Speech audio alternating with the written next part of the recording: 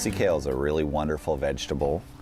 We cut off the top piece this time of year and use this as a broccoli with a wonderful stem on there too. It tastes almost indistinguishable from real broccoli. The difference isn't in the flavor, it's that these plants were grown out from seed 11 years ago, and since then they've continued to provide us with a yield every year of broccoli, and that's what this workshop is all about. Perennial vegetables that will provide year after year of harvests and are really worth growing as a vegetable. For many gardeners, being able to produce food in the shade can really revolutionize your landscape and your home food production. One of the species that we grow a fair amount of here is bamboo. These are some edible shoot bamboos that you eat essentially like asparagus. You pick the shoots when they're about this high. Unfortunately, ours aren't quite starting to come up yet. They come in a little bit kind of late May for us here. Bamboo is also a very useful plant for making garden stakes and other projects around the garden. And this one serves as a privacy screen and windbreak for us as well, and it provides a little winter evergreen interest visually. Whenever I tell people I'm enthusiastic about perennial vegetables, they can usually only think of two, rhubarb and asparagus. And there's a reason for that. Asparagus is the very finest perennial vegetable that we can grow in cold climates. I think asparagus represents the most domesticated of the perennial vegetables for our climate and shows what the other species that we're working with that are sort of semi-wild or newly coming into cultivation can become eventually with time and care.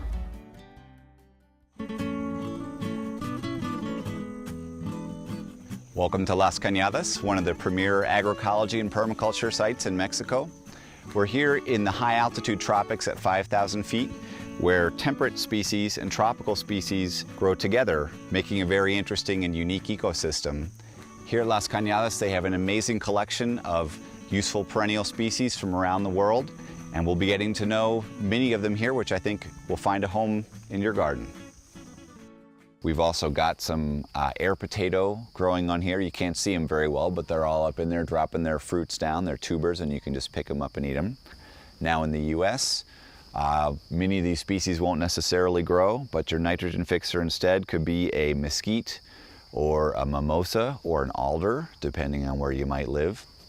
And your vine might be different. Your shade-loving perennial vegetables might be ramps instead of these.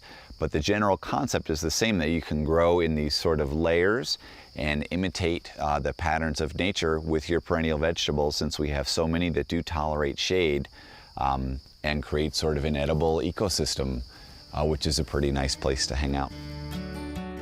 It's a beautiful morning at ECHO, the Educational Concerns for Hunger organization. ECHO is a fantastic organization that sends seeds to development projects all around the world, and they have one of the world's finest collections of perennial vegetables.